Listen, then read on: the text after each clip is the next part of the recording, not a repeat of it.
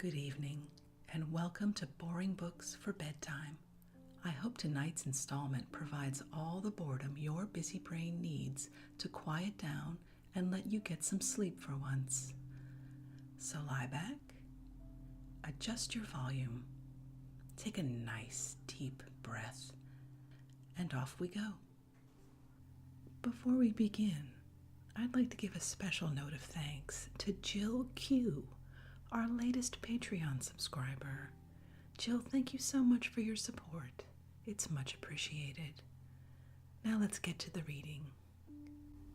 This evening we're reading something a little unusual.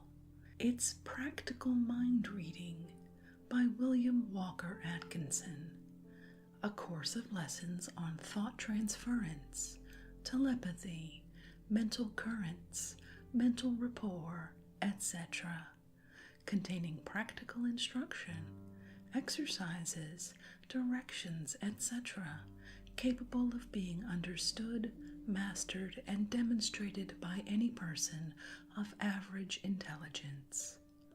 Published and sold by Advanced Thought Publishing Company, 168 North Michigan Avenue, Chicago, Illinois, 1907. Let's begin. Lesson 1. The Nature of Mind Reading.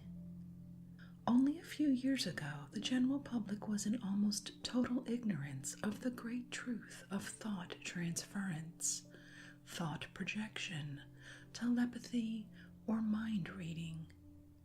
It is true that here and there were to be found a few scientists earnestly investigating and eagerly uncovering the hidden truths concerning the subjects. But the mass of the people were either entirely ignorant of the subject, or else were intensely skeptical of anything concerning the matter, laughing to scorn the daring thinker who ventured to express his interest or belief in this great scientific phenomena. But how different today! On all hands we hear of the wonders of thought transference, or telepathy as it is called. Scientific men write and teach of its fascinating manifestations, and even the general public has heard much of the new science and believes more or less in it, according to the degree of intelligence and knowledge concerning the subject possessed by the individual. Listen to these words from the lips of some of the greatest scientists of the day.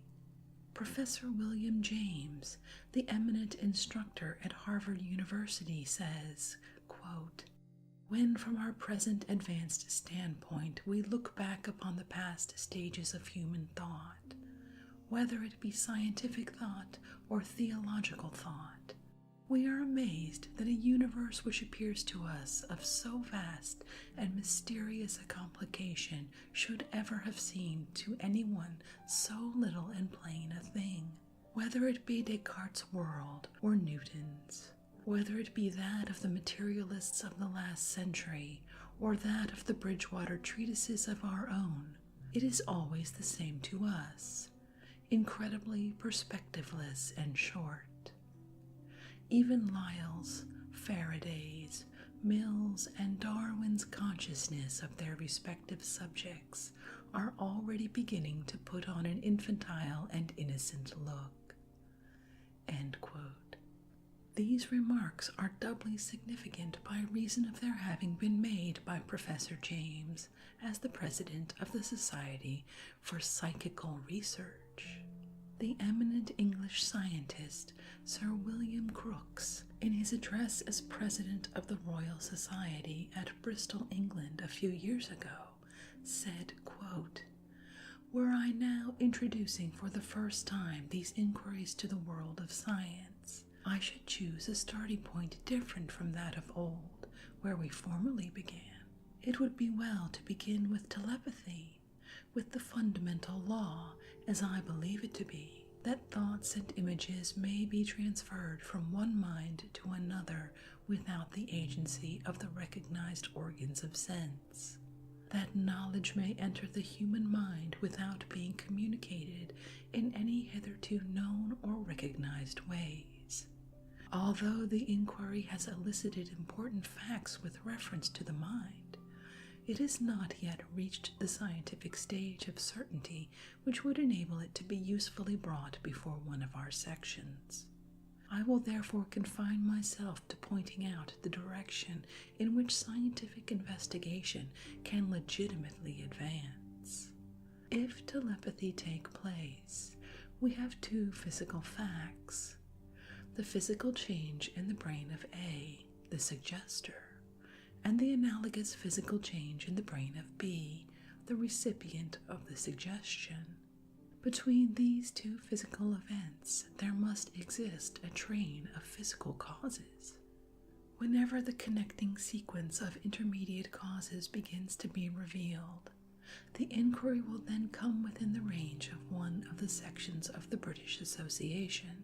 Such a sequence can only occur through an intervening medium. All the phenomena of the universe are presumably in some way continuous, and it is unscientific to call in the aid of mysterious agencies when, with every fresh advance in knowledge, it is shown that ether vibrations have powers and attributes abundantly equal to any demand, even the transmission of thought." End quote. Professor Cooks then went on to say, quote, "It is supposed by some physiologists that the essential cells of nerves do not actually touch, but are separated by a narrow gap which widens in sleep while it narrows almost to extinction during mental activity. This condition is so singularly like that of a Branly or Lodge coherer, a device which has led Marconi to the discovery of wireless telegraphy, as to suggest a further analogy. The structure of brain and nerve being similar, it is conceivable that there may be present masses of such nerve coherers in the brain, whose special function it may be to receive impulses brought from without through the connecting sequence of ether waves of appropriate order of magnitude. Röntgen has familiarized us with an order of vibrations of extreme minuteness compared with the smallest waves of which we have hitherto been acquainted, and of dimensions comparable with the distances between the centers of the atoms of which the material universe is built up. And there is no reason for believing that we have here reached the limit of frequency.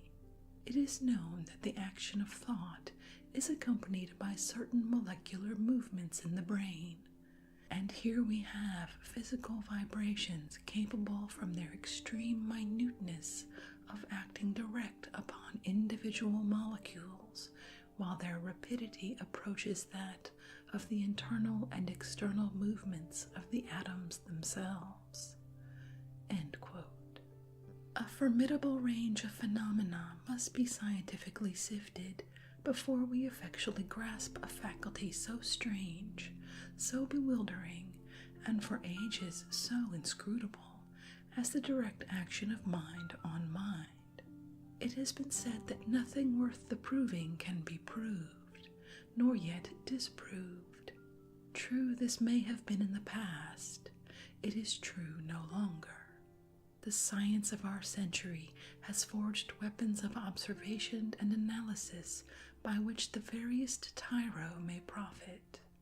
Science has trained and fashioned the average mind into habits of exactitude and disciplined perception, and in so doing has fortified itself for tasks higher, wider, and incomparably more wonderful than even the wisest among our ancestors imagined. Like the souls in Plato's myth that follow the chariot of Zeus, it has ascended to a point of vision far above the earth. It is henceforth open to science to transcend all we now think we know of matter, and to gain new glimpses of a profounder scheme of cosmic law. In old Egyptian days, a well-known inscription was carved over the portal of the Temple of Isis. "I am whatever has been, is, or ever will be, and my veil no man hath yet lifted." Not thus do modern seekers after truth confront nature, the word that stands for the baffling mysteries of the universe. Steadily, unflinchingly, we strive to pierce the inmost heart of nature, from what she is, to reconstruct what she has been, and to prophesy what she yet shall be. Veil after veil we have lifted, and her face grows more beautiful, august, and wonderful with every barrier that is withdrawn. Camille Flammarion, the eminent French astronomer, is a believer in thought transference and mind reading, and has written the following expression of his convictions on this subject. Quote, "We sum up, therefore, our preceding observations by the conclusion that one mind can act at a distance upon another without the habitual medium of words or any other visible means of communication. It appears to us altogether unreasonable to reject this conclusion if we accept the facts. There is nothing unscientific, nothing romantic, in admitting that an idea can influence the brain from a distance. The action of one human being upon another from a distance is a scientific fact. It is as certain as the existence of Paris, of Napoleon, of oxygen, or of Sirius." End quote. The same authority has also said, quote, "There can be no doubt that our psychical force creates a movement of the ether, which transmits itself afar like all movements of ether and becomes perceptible to brains in harmony with our own. The transformation of a psychic action into an ethereal movement, and the reverse, may be analogous to what takes place on a telephone, where the receptive plate, which is identical with the plate at the other end, reconstructs the sonorous movement transmitted, not by means of sound, but by electricity." End quote. We have quoted at length from this eminent authority to show once and for all that this great science of mind reading is recognized and approved of by the highest authorities on modern science, and also to give our students the benefit of the current scientific theories upon the subject. In this work, we have but very little to say about theory, but shall confine ourselves to facts and actual instruction. Science knows and has proven that thoughts may be and have been transmitted from one mind to another, in some cases over thousands of miles of space. But it has not as yet solved the mystery of the why of the subject, and contents itself with explaining the how. The nearest approach to a correct theory seems to be the one which compares the mind with the wireless telegraph, and which supposes that the vibrations of thought travel through the ether, just as do the waves of this high order of electricity. The mind of one person acts like a transmitter of the wireless telegraph, while the mind of the other acts as the receiver of the same set of instruments. There are undoubtedly vibrations set up in the brain when one thinks, and there are undoubtedly waves of thought, just as there are waves of electricity. Science informs us that there is an increase of temperature in the human brain during periods of thought activity, and also that there are constant chemical changes in the structure going on when the brain cells are active. This is akin to the generation of electricity in a battery, and undoubtedly acts in the same way in producing vibrations and transmitting them to the brain of another. Sir William Crookes, in the address just quoted, points out the direction of the scientific theories concerning the matter. But this is all that we shall have to say about the theory of mind reading. We shall now pass on to the actual practical instruction. The student is asked, however, to always carry in his mind the fact that mind travels in waves from one brain to another, just as electricity travels from the transmitter to the receiver. By holding this picture in your mind, you will have the whole practical theory in condensed form right before you, so that you may be able to act accordingly. Lesson 2. The Proofs of Mind Reading. As we have said in the previous chapter, the general public is gradually awakening to the knowledge of the reality of mental transference, and it is scarcely necessary to devote the time and space to a proof of the reality of the phenomena in these days, although a few years ago a work on the subject would have had to be composed principally of evidences and proofs. But nevertheless, it may be well for us to take a hasty look at the nature of the proof in this work. Nearly everyone has had evidences of mind reading or thought transference in his or her own life. Nearly everyone has had experiences of being in a person's company when one of the two would make a remark and the other, somewhat startled, would exclaim, "Why, that's just what I was going to say," or words to that effect. Nearly everyone has had experiences of knowing what a second person was going to say before the person spoke. And likewise common is the experience of thinking of a person a few moments before the person came into sight. Many of us have suddenly found ourselves thinking of a person who had been out of our minds for months or years, when all of a sudden the person himself would appear.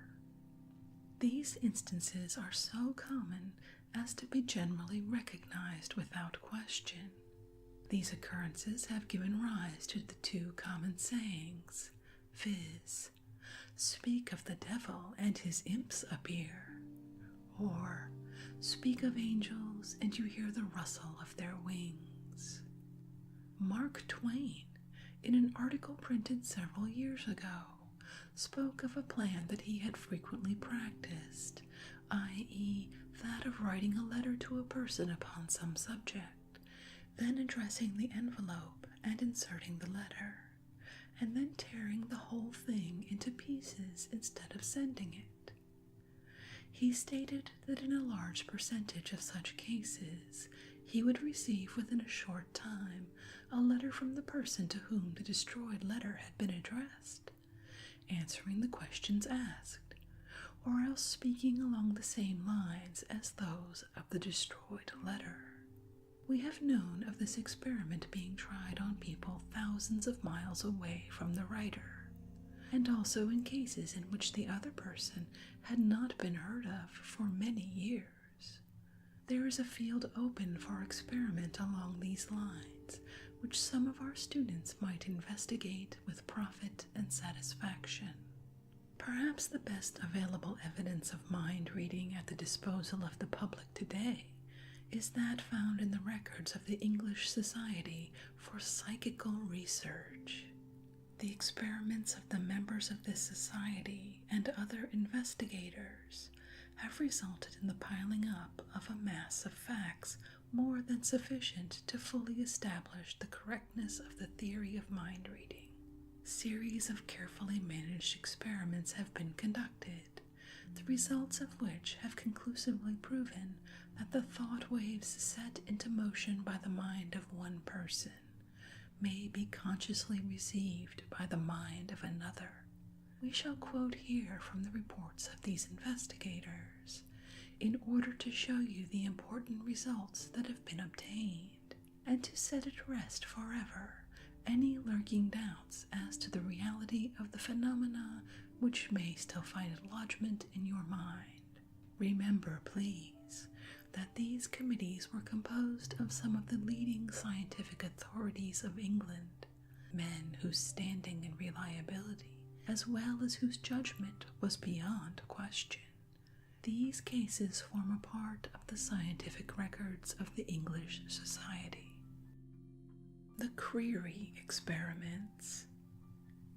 One of the interesting series of experiments conducted by members of the English Society was that of the family of the Reverend A. M. Creary of Derbyshire, England.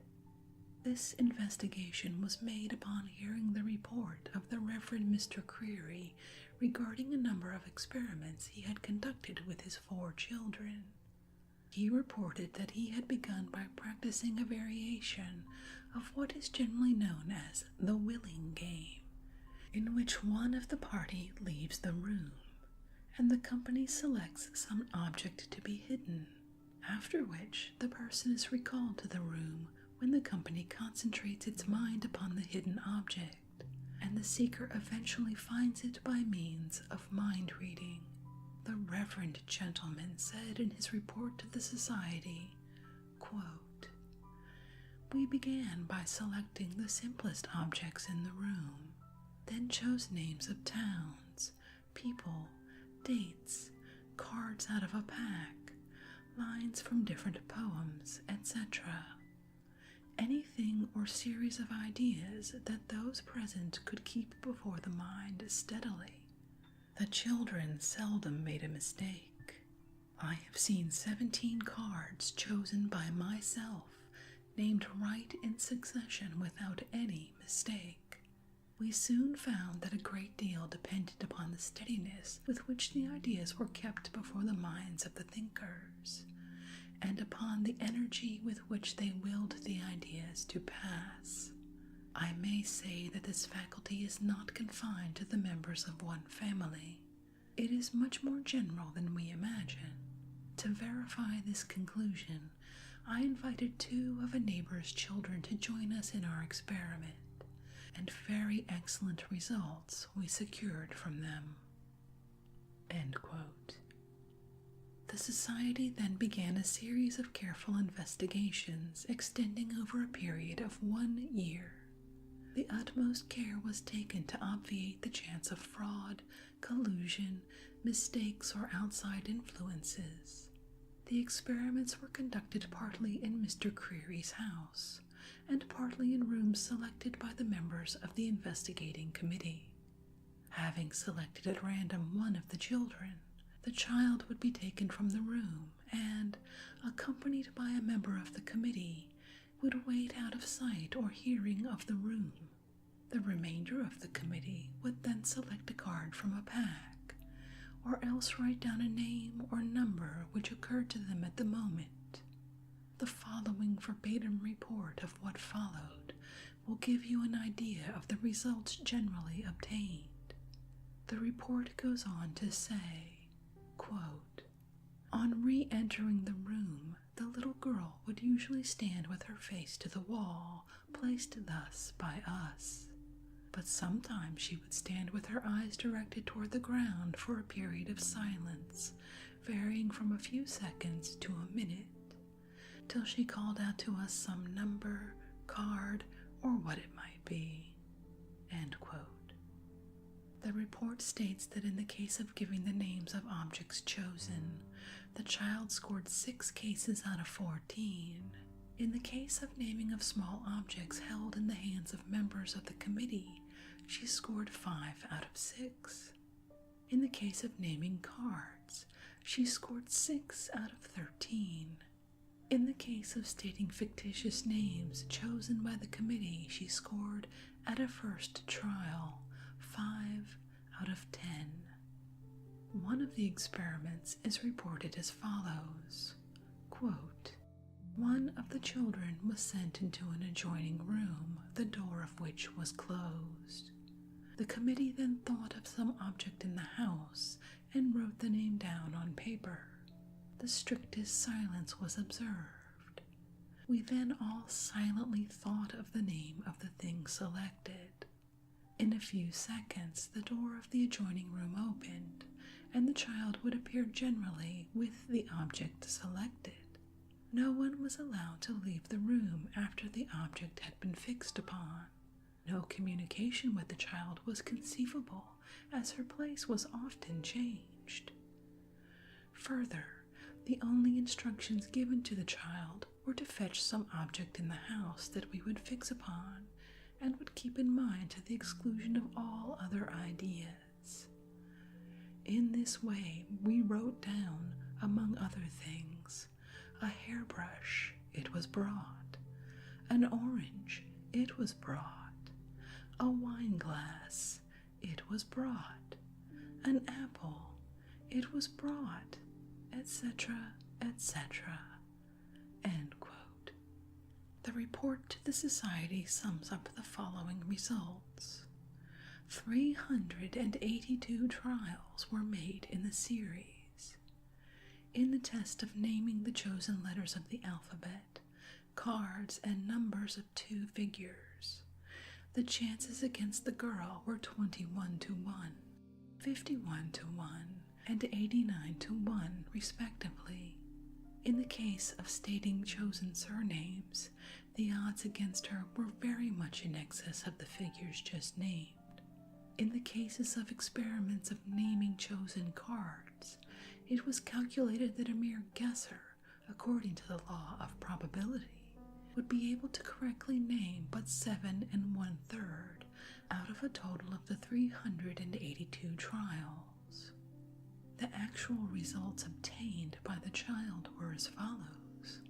On the first attempt, 127. On the second attempt, 56 additional. And on the third attempt, 19 additional, making a grand total of 202 successes out of a possible 382. On one occasion, 5 cards straight running were successfully named on a first trial. The mathematical chances of a mere guess doing this feat under the law of average or probabilities are estimated at over 1,000,000 to 1 against the chance. And this was not merely an isolated, exceptional case, for there were other long runs. For instance, there were 2 cases in which runs of 8 straight consecutive successes were scored, once with names and once with cards. In the case of the 8 consecutive cards, it has been figured that the chances against the girl would figure up to at least 140 million to 1, according to the law of average and probabilities. To understand just what this means, it may help you if you will think that the feat was like picking out one chosen man in a population of 140 millions, nearly double the population of the United States. And yet there are people who would dismiss matters like this with the remark, mere coincidence. The interest in the Creary children attracted the notice of Professor Balfour Stewart, LL.D., and Fellow of the Royal Society. This distinguished gentleman testifies as follows, quote, "In the first instance, when I was present, the thought reader was outside a door. The object or thing thought of was written on paper and silently handed to the company in the room. The thought reader was then called in, and in the course of perhaps a minute the answer was given. Definite objects in the room, for instance, were first thought of, and in the majority of cases the answers were correct. These numbers were thought of and the answers were generally right, but of course there were some cases of error. The names of towns were thought of, and a good many of these were right. Then fancy names were thought of. I was asked to think of certain fancy names and mark them down and hand them round to the company. I then thought of and wrote on paper Bluebeard, Tom Thumb, Cinderella, and the answers were all correct." End quote. Subsequent experiments with the Creary children at the house of the well-known investigator, Mr. F.W.H. Myers at Cambridge, England, proved equally successful. The children and their ages were as follows: Mary, 17, Alice, 15, Maud, 13, The percentage of successes obtained at Mr. Meyer's house tallied very well with those obtained elsewhere. One remarkable result was obtained, though, that had not been obtained before. On one occasion, the child was asked to name the suit of cards chosen one after another. That is, of course, the child was asked to name which suit, hearts, diamonds, clubs, or spades, were shown of the card drawn and seen by the committee and then thought of. On this occasion, the child scored a run of 14 straight running consecutive successes. The chances against this success were 4,782,969 to 1. We will close by mentioning another remarkable series of experiments conducted by the same society. The mind reader was M.G.A. Smith of England. Among other startling feats successfully performed by Mr. Smith, that of the reproduction of geometrical figures was perhaps the most remarkable. In this feat, Mr. Smith sat blindfolded in a room belonging to the committee, with a pad of paper before him, and a member of the committee on each side of him. A selected member of the committee then would go outside of the room, and behind a closed door would draw some geometrical figure at random.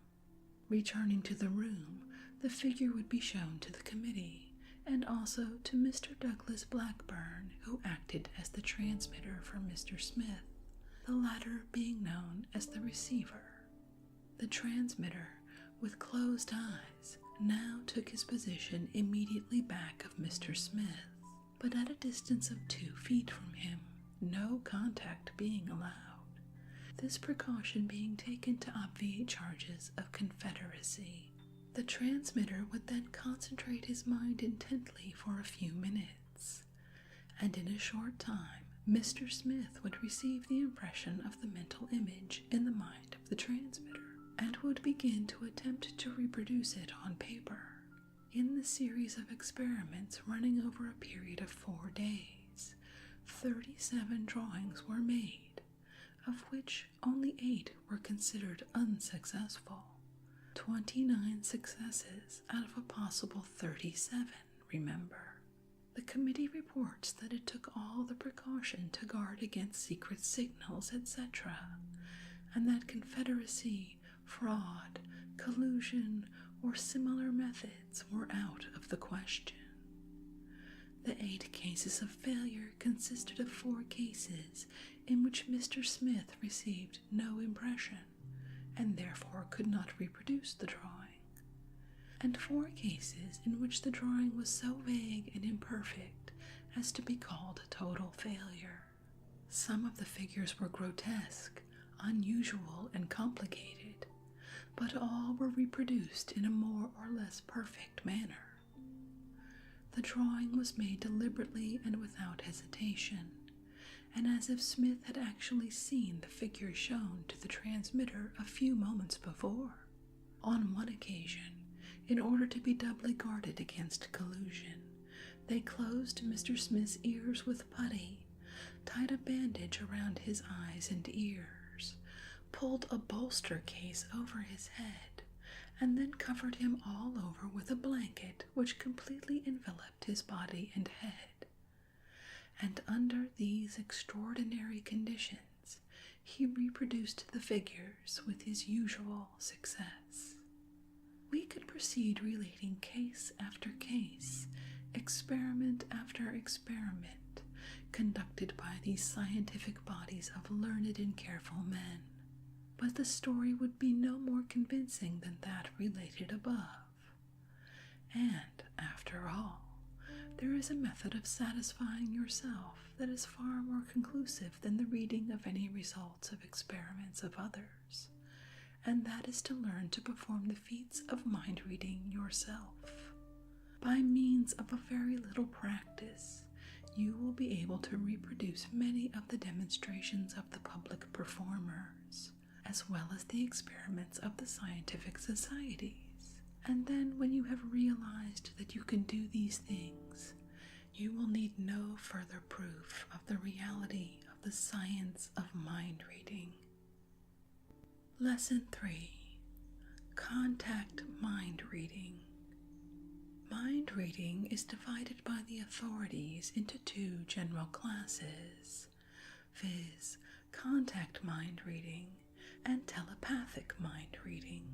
The first of these classes, contact mind reading, is demonstrated by physical contact between the transmitter or active agent and the receiver or passive agent in order to afford an easy channel for the passage of the vibrations, thought waves, nerve currents, or magnetism of the transmitter, according to the several theories favored by scientists.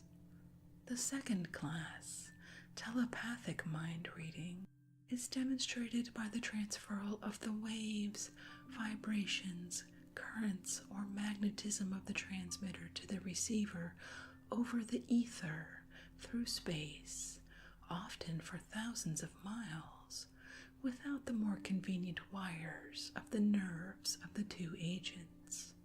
You will readily see that two classes of phenomena closely resemble the two classes of telegraphic phenomena, i.e., the wire system and the wireless system. There is a striking analogy between electric phenomena and mental force phenomena all the way through the subject, and this subject of mind reading is simply one of the many forms of the resemblance.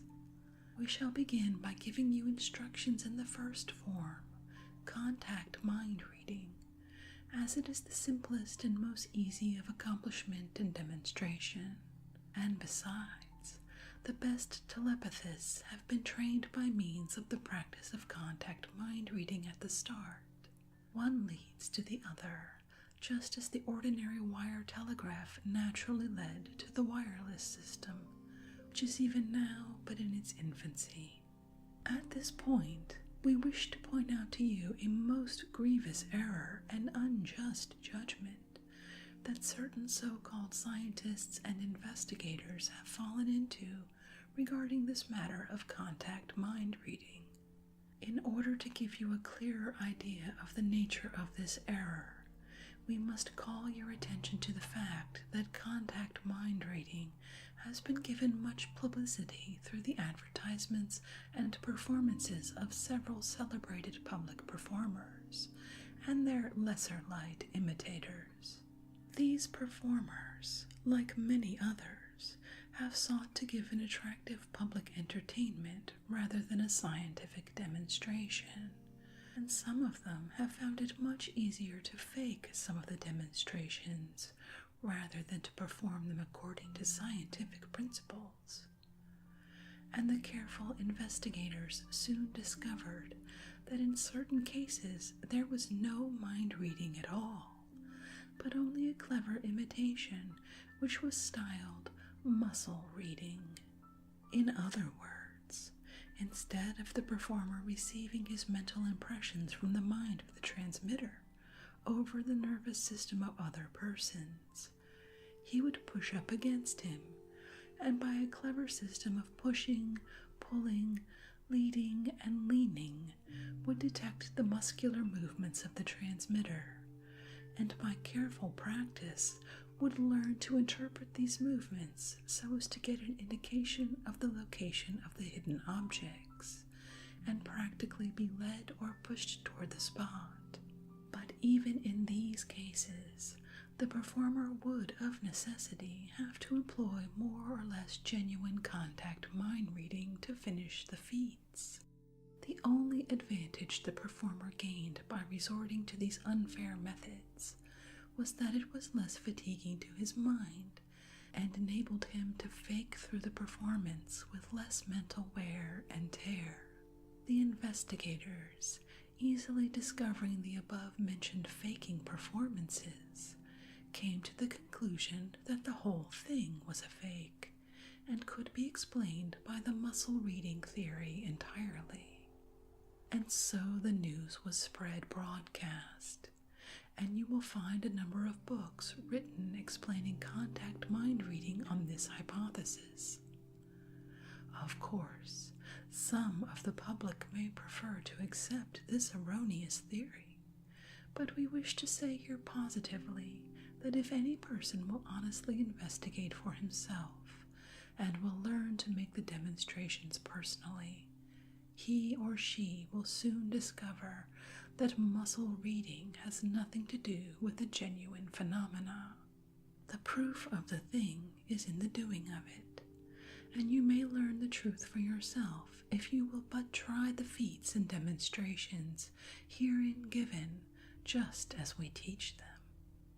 The result of such practice will cause you to feel with us the indignation arising from the attempts to belittle a noble scientific principle and practice by an explanation arising from the witnessing of fake imitations of the real thing.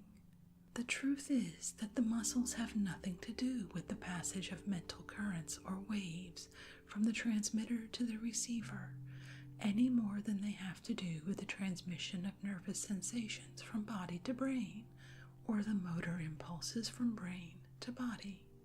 When you wish to close your hand, you send a nervous current from your brain to the muscles controlling your hand. The current travels along the nervous system and is by it distributed over the muscles, causing them to contract. A current from a galvanic battery will cause the muscles to act in the same way, but the muscle is the machinery affected and set into motion, and the nerves are the delicate telegraphic wires leading to the parts. And so it is with this transmission of the mental waves and currents. The brain of the transmitter, aroused by his active will, sends a powerful current or wave through his nervous system. When it reaches the extremity of his fingers, it leaps over the tiny space separating his nerves from the nerves of the receiver, and enters the nervous system of the latter and influences his actions. The receiver being in a passive condition, and his brain sending practically no impulses over his nerves, he is in a receptive condition to the imparted nervous current, which acts upon him something like an impulse from his own brain, only weaker. That is the whole secret of contact mind reading.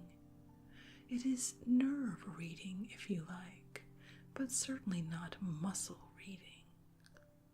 The tips of the fingers of a person of fine sensibilities and delicate touch are known by anatomists to be filled with masses of nerve matter similar to that forming parts of the brain. In fact, they are tiny finger brains, and they will send out, convey, and receive delicate impulses from one mind to another.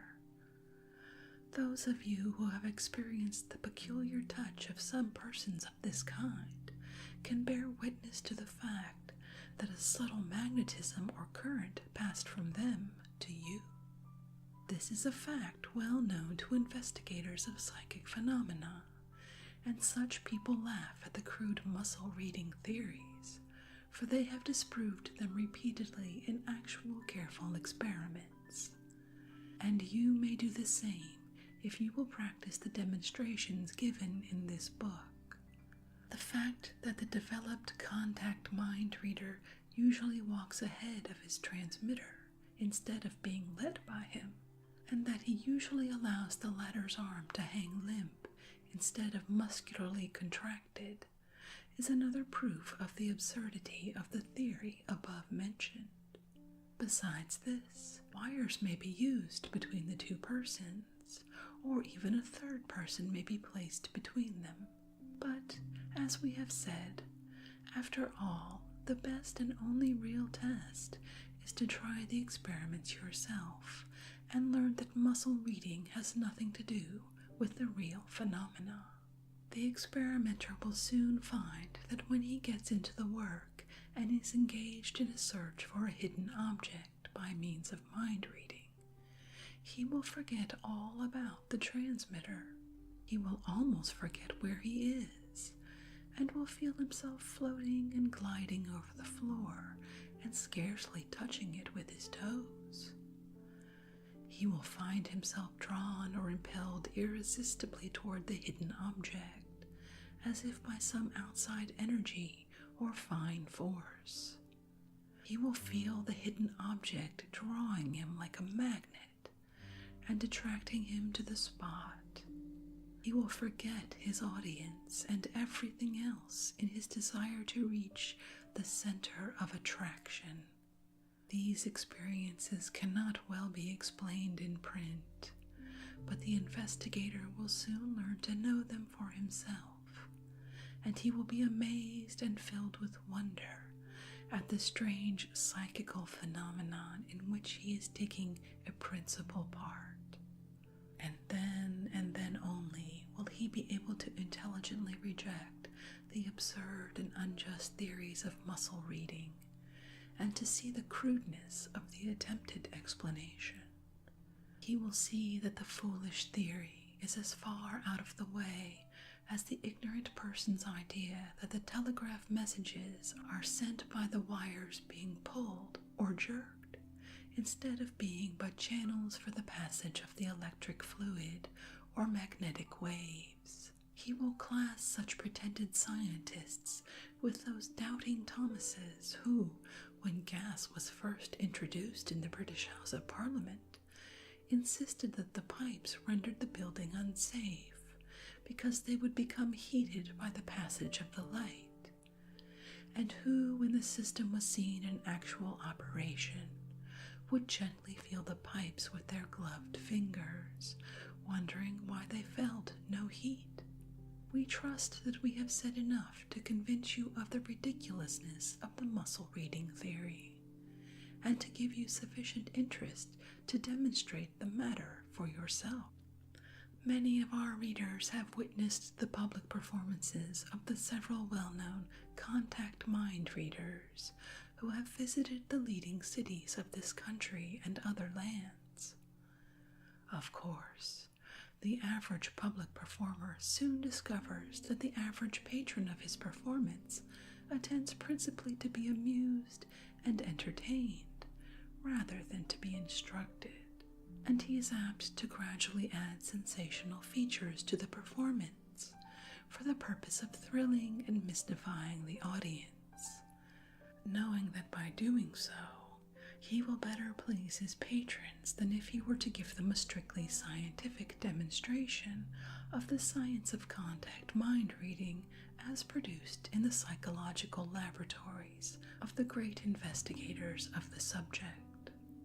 Some of these public performers have even gone so far as to add fake features to their performance, employing confederates and in other ways introducing unscientific methods in order to intensify the interest and satisfaction of their audiences.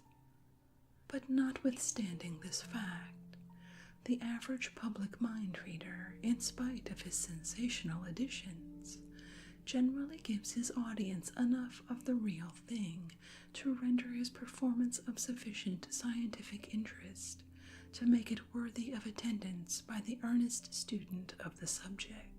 And we believe that the time is approaching when a strictly scientific performance will prove of sufficient interest to the public to render it worthwhile for a new class of entertainers and lecturers to arise and take the field, instructing the public regarding their great subject, and illustrating their theories by striking experiments along scientific lines.